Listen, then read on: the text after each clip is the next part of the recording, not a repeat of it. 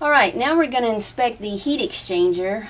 We actually have a snake camera that we use. We go inside the heat exchanger. We look for any visible cracks that may occur, which could cause carbon dioxide poisoning. So we go in with our camera. We're able to take videos. We're able to take still pictures so that if we see any type of cracks, we can let the homeowner know and they can see it on the camera themselves.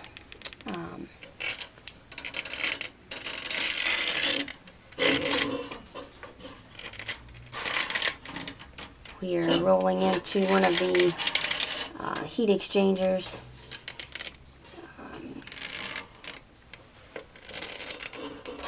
A little bit of rust, which is normal. Don't see any visible cracks.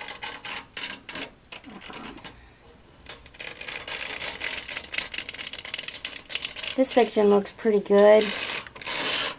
These are normal.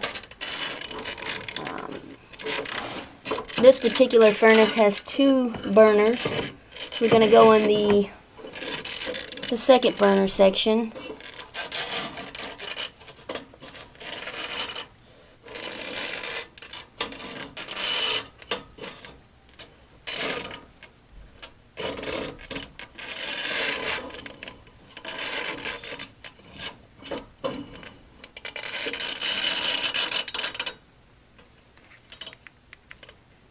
We can also flip the camera around, look at the back side, just to make sure we cover all grounds.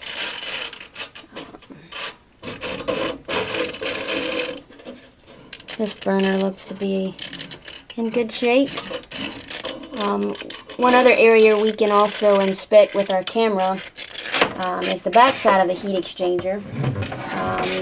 The metal plates that are put together are made up of very thin metal, so the possibility for cracks can always occur at the seams.